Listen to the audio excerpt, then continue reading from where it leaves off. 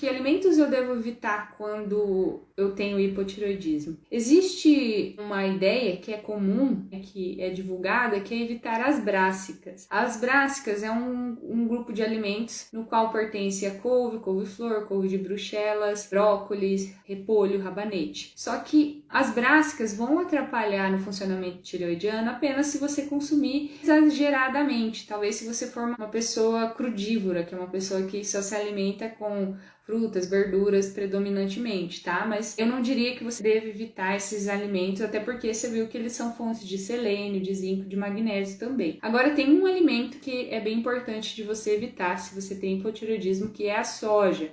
Proteína texturizada de soja, qualquer tipo de soja que não seja fermentada, porque a soja sim, ela vai prejudicar a conversão do hormônio T4 que você toma em hormônio T3, que é a forma ativa, a forma como o seu corpo utiliza. E também acaba sendo um problema em quem é vegetariano, às vezes vem consumindo muito soja, tá? Então a gente precisa realmente ter esse controle. E aí o glúten, claro, né? Eu já fiz live sobre glúten aqui. O glúten, propriamente na tireoide, ele vai receber um estímulo de anticorpos, porque na nossa tireoide a gente tem uma sequência de aminoácidos. O que é aminoácidos? São pequenas partes de proteína que ao se juntar formam uma proteína.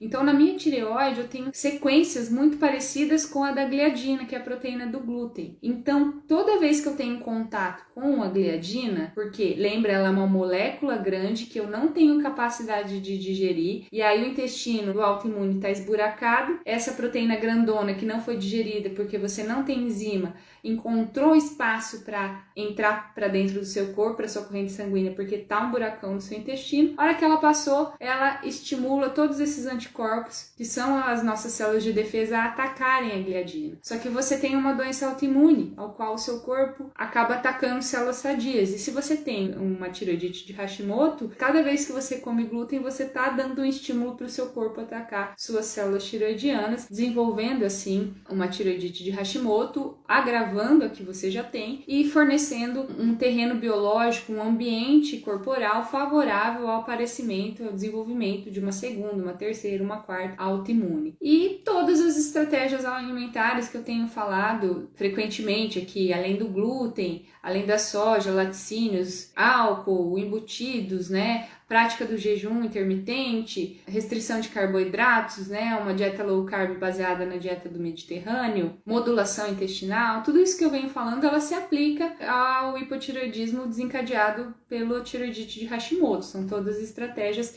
que são comuns em todas as autoimunes. E a gente também tem substâncias chamadas halógenos, que são não metais, que competem com o iodo pela tireoide. Então a tireoide, lembra, ela precisa de iodo para fabricar hormônios.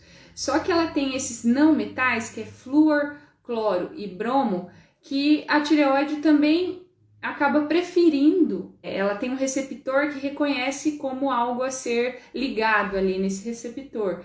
Então, como a gente come pouco iodo e a gente tem muito mais contato com cloro, bromo e flúor, a gente acaba tendo mais contato com isso e esses halógenos alteram o nosso funcionamento intestinal também. Então, onde que a gente encontra flúor? Na pasta de dente. Onde que a gente encontra cloro? Na água que a gente toma banho, na água da piscina, por exemplo. É onde que a gente encontra bromo, né? Na farinha de trigo, nos agrotóxicos. Então, se eu quero ter um bom funcionamento tireoidiano, lembra, a ideia é ingerir o que eu preciso, mas também deixar de ter contato com aquilo que está prejudicando. Então, se o flúor, o cloro e o bromo está prejudicando o meu funcionamento tireoidiano, eu tenho que evitar esse contato. É lógico, a gente não é totalmente livre e inerte de estar em contato com esse tipo de contaminante, mas a gente pode minimizar, né? Como que a gente minimiza? Preferindo alimentos que sejam naturais, né? Que não tem agrotóxicos, alimentos orgânicos. No caso do cloro, se você tem piscina, já tem outros recursos mais modernos, né, que não utilizam cloro, tem piscinas que são tratadas com ozônio, com outros sais que também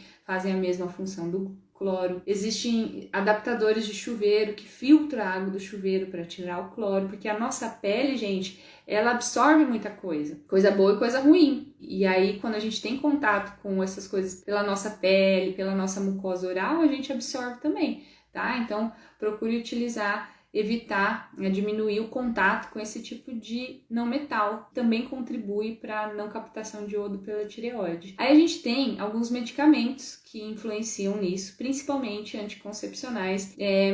Um medicamento muito famoso para tratar espinha. Talvez vocês saibam qual seja, talvez alguém já tenha tomado. Então, essas duas classes de medicamentos também favorecem a alteração no funcionamento da glândula tireoide. Até porque os medicamentos, de forma geral, eles agridem o nosso fígado, né? Tudo tem que passar a ser filtrado pelo fígado. Então, o fígado é ali também que acontece a conversão do T4 em T3, que é o hormônio que a tireoide, que eu tô falando aqui até agora, que a tireoide precisa dele, né? Então a gente precisa ter um fígado saudável. E um fígado saudável não é simplesmente avaliando enzimas hepáticas, como TGO e TGP. Antes da gente ter alterações funcionais, alterações anatômicas, né? Ou seja, uma alteração no exame de imagem de fígado, alteração em exames de sangue, de fígado, a gente tem alterações energéticas no órgão. Então, o primeiro estágio da doença é a alteração energética, é por isso que a gente utiliza, por exemplo, homeopatia, florais, harmonizadores quânticos. Isso tudo é para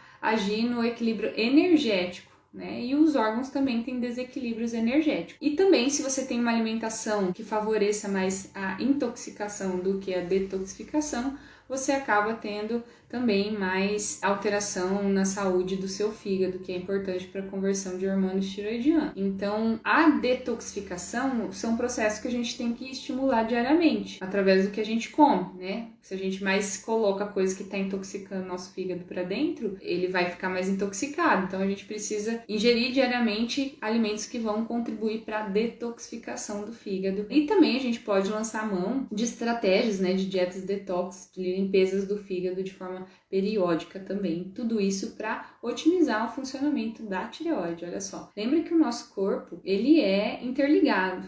Não é um amontoado de órgãos funcionando de forma independente. Nosso corpo, nossos órgãos estão se comunicando, trocando funções, né? Um precisa do outro para funcionar de forma eficiente. É como uma fábrica, uma linha de montagem. Se um não faz adequadamente o seu trabalho, vai sobrecarregar os outros, e o trabalho seu depende do trabalho do outro e do outro que vem depois de você também, né? Assim é o funcionamento do nosso corpo, tá?